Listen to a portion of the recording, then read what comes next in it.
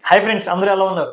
పవన్ కళ్యాణ్ గారు మొట్టమొదటి రోజు జరిగిన అసెంబ్లీ సమావేశాల్లో పవన్ కళ్యాణ్ గారు చిన్న స్టేట్మెంట్ అయితే పాస్ చేశారు. సో, దాని గురించి తెలుసుకునే ముందు మన ఛానల్‌కి ఎవరైనా కొత్తగా వచ్చినట్లయితే సబ్స్క్రైబ్ అయితే చేసుకోండి. మరి టాపిక్‌లోకి వెళ్దామా? పవన్ కళ్యాణ్ గారు ఒక స్టేట్మెంట్ అయితే పాస్ చేశారు. వైఎస్ఆర్‌సీపీ సభ్యులు గవర్నర్ ప్రసంగాన్ని అడ్డుకున్నారు. ఆ అడ్డుకునే విధానం చూసి నాకు వివేకారెడ్డి గారి హత్యలు, టెంపుల్స్ కూల్చేసిన సంగతులు, ప్రజా దర్బార్ లాంటివి కూల్చేసినవి ఇవన్నీ నాకు గుర్తొస్తున్నాయి అని చెప్పి పవన్ కళ్యాణ్ గారు కామెంట్ అయితే చేశారు. ఒకసారి ఆ వీడియో ఒకసారి చూడండి మీరు. వైసీపీ సినానిమ్ ఫర్ రక్కస్ అంటే గొడవకు కానీ బూతులు కానీ వాళ్ళు పర్యాయ పదం అయిపోయారు. అలాగే నాకు నిన్న గొడవలు జరుగుతుంటే నాకు అనిపించింది, నాకు ఇవే గుర్తొచ్చినాయి అధ్యక్ష. వాళ్ళు ఎప్పుడైతే పేపర్లు విసిరేసి అక్కడ దాకా వచ్చారో నాకు గుర్తొచ్చింది వివేకానంద రెడ్డి గారి హత్య గుర్తొచ్చింది. అంటే వాళ్ళ విధ్వంస విధానం చూశారు. అలాగే ప్రజావేదిక ప్రజావేదికని కూల్చిన విధానాన్ని గుర్తొచ్చింది అధ్యక్ష. 200 పైచిలుకు ఆలయాలని విధ్వంసం గుర్తొచ్చింది అధ్యక్ష. ఫ్రెండ్స్, విన్నారు కదా పవన్ కళ్యాణ్ గారు ఏం మాట్లాడారు? ఒకసారి పవన్ కళ్యాణ్ గారికి గుర్తు చేయాలి.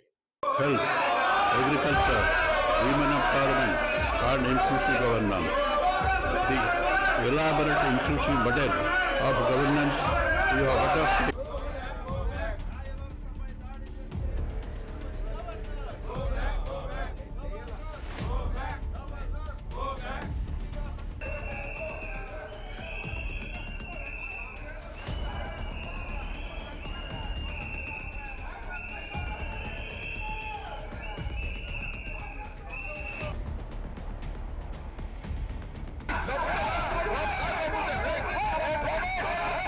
సార్, పవన్ కళ్యాణ్ గారు మీరు పాలిటిక్స్‌లోకొచ్చి ఆల్‌మోస్ట్ 10 సంవత్సరాలు గుర్తొచ్చింది. అంటే 2014 నుంచి 2024 వరకు పాలిటిక్స్‌లో మీరు స్టిల్ కంటిన్యూ అవుతున్నారు.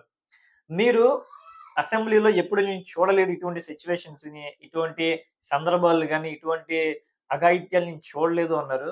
మరి గతంలో ఎప్పుడో నేను తెలంగాణలో జరిగినప్పుడు చూసాను. అప్పటి నుంచి ఇటువంటి సన్నివేశాలు నేను చూడలేదని చెప్పారు కదా!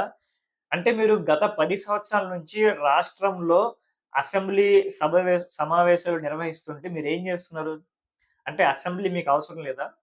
అసెంబ్లీలో ప్రతిపక్షం గాని, పాలక పక్షం గాని మధ్య జరిగే డిబేట్‌లు గాని, ఆహ్, రాష్ట్ర రాష్ట్రానికి ఉపయోగపడే వనరుల గురించి, ఉపాధి గురించి, కంపెనీస్ గురించి చాలా మటుకు రాష్ట్రం గురించి డిస్కస్ జరుగుతా ఉంటది.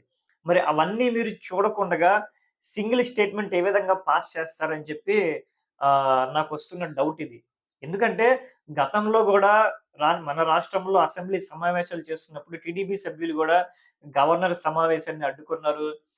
స్పీకర్ పోడియాన్ని ముట్టడించారు. చాలా సందర్భాల్లో చాలా జరిగాయి.